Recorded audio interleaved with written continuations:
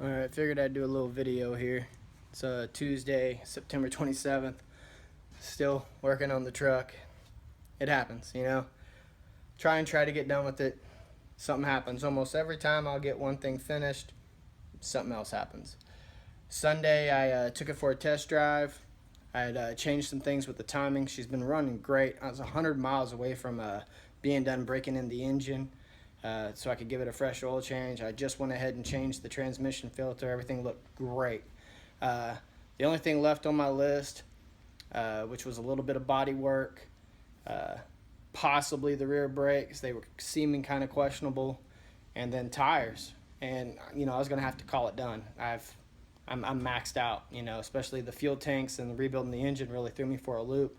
I don't even think I'm gonna have the opportunity to do the body work that I was gonna do. Well, anyway, especially not now. While driving it Sunday, I don't know if the water helped make it worse or what, but the rear brakes locked up on me. And I think it was because a spring let loose inside here. I'm not 100% sure. There's plenty of pad left, it appears, but these drums are worse for wear. They're quite worn. This is a result of what happened Sunday, but they're pretty chewed. They had a lip on them. It was questionable. Anyway, while I was driving it, someone cut me off. Happens a lot in this truck. I don't understand it, but and of course, right after they cut me off, you couldn't have counted to 3 before they had to slam on their brakes to make a turn. So I hit the brakes a little aggressively, and when I went to get back in the gas just slightly, I'm doing maybe not even 10 miles an hour now, I heard this whomp, you know, like the whole back end kind of shook. So I look in the rear view, and I'm still going again. I gave it just a little bit of gas, and I seen the whole back tire shaking. So immediately pulled over and stopped. Glad I did. The tire was resting on nothing besides the inner diameter, and you can see on the rim those little marks right there. They match perfectly with those marks because the rim was being held on solely because it was close enough to this right here to ride. The lug nuts, one of the studs already popped out. It broke off. The other lug nuts, I don't know if the lug nuts themselves were stripped or what, but they let go. They were gone. There was no lug nuts on it anymore. The tire was just resting on the drum, magically stuck still inside the wheel well. Once I finally had my wife meet me up with my other truck, I jacked it up to assess the damage. I mean, the wheel came right out. There was nothing holding it on. So, one more setback. I kind of anticipated the brakes, which sucks because drums are ridiculously expensive to replace everything. I mean, I'm looking at new drums, new shoes, and a new hardware kit, and new cylinders. They leak when you hold the e-brake on them. So, whatever. You know, I'm going to be in there, might as well do it. So crazy. Super crazy. So, yeah. Looks like I get to replace the brakes. Kind of expected having to do the brakes. The questionable areas where there was going to be some body work won't happen now. You know, it is what it is. It's unfortunate, but I mean, the interior's pretty much done. I got new trim in place. I'm still going to do some door straps. I'm going to custom make some. That's cheap. I know everything adds up, but that's honestly cheap. I am going to finish doing the steering wheel and putting the horn on. I didn't buy a new steering wheel.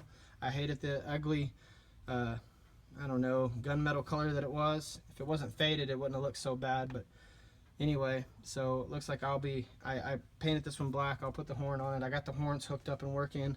I still want to sand this back down, make it look a little bit more brushed. I had to do that. That's the nice, man, I don't even know if that's stainless steel. I thought it was aluminum, but I think it's aluminum. But trust me, I know the difference between stainless steel and aluminum, but gosh, it was so hard to sand on that thing. I'm just not sure. I'm sure it's aluminum, but they painted it chrome for whatever reason, so that's why it looks like it does.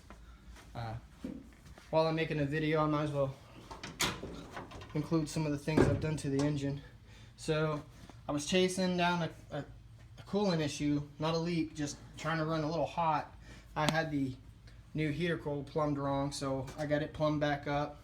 Going to the manifold now, which apparently is an absolute must. It's always manifold, and then depending on if it's an automatic or manual, if it's a manual, I guess typically they hit the water pump. You can't see it because it's dark, but there's a plug there.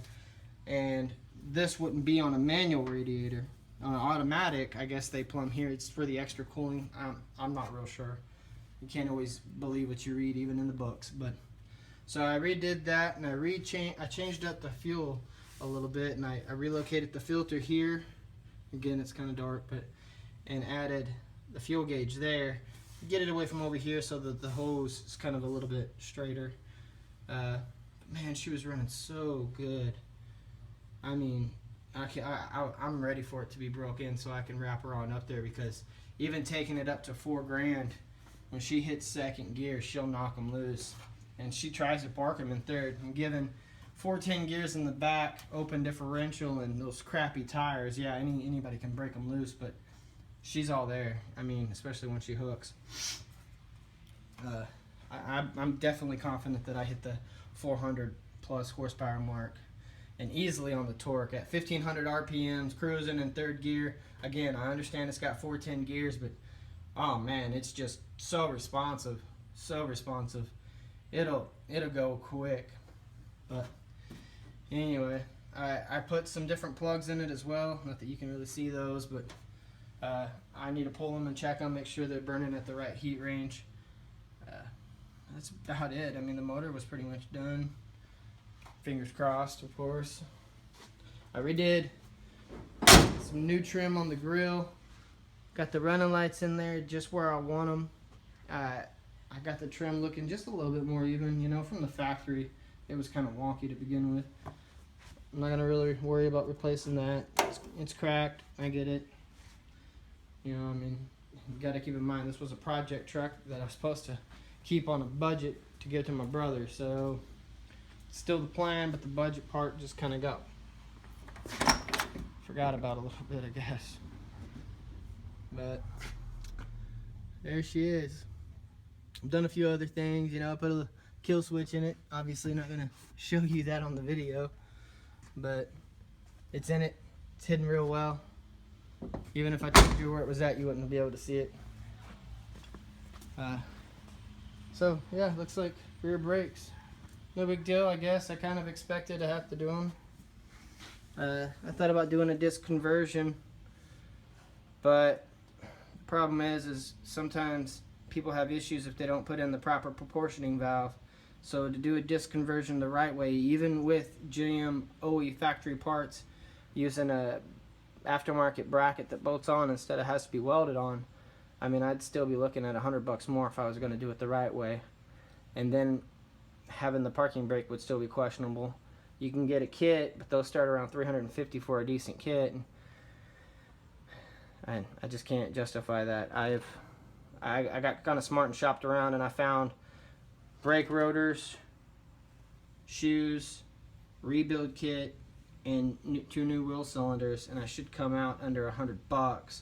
Before, I was looking at $160 to $180, depending on what kit I got. I'm obviously going to need a hardware kit. I lost a spring, but I believe now I'm going to need a full kit, which is, again, fine. I found a place online where you can buy both kits for the price of one half kit. So, yay me for shopping.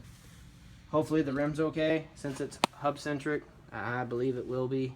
You know, some of the holes, they got a little wonky, but the lip is still there for the lug nut, and the center's fine, and it's hub-centric. It rides on the hub. Should be okay. I'm gonna buy all new lug nuts and obviously press in studs. I'm gonna probably press in studs on the other side too, just because. I may even opt for some longer studs. I haven't really decided yet. I'll make that decision based on really price and availability. It'll change what kind of lug nuts I use too. If I get longer studs, obviously I can't use these captured style.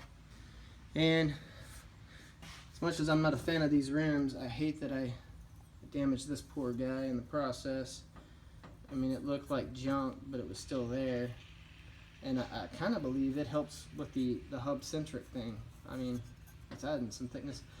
So I'll probably try to lay it back out, see if I can't fix it up. If not, I don't know. If I have to replace the rims, I'll probably just keep one of these as a spare. And my mother-in-law's boyfriend gave me these that he used to use on his stock car, so I could use one of them as a spare. Well, if that rim's trashed, I'll just get tires for these, throw these on the front, possibly, and get 2 different rims for the back. I don't know. I'll figure it out. Whatever's going to be the cheapest and the best, right? Those things kind of counteract each other, but whatever. So there's that. Here we are, September. Hoping to be done. I was just playing the waiting game, really, letting the engine break in. I don't live far from work, so driving it to and from work doesn't really rack up a lot of miles. And because of the gears, I don't want to just hop on the highway. Plus, you know, I'm still kind of fighting out issues with it, but I'll get it done.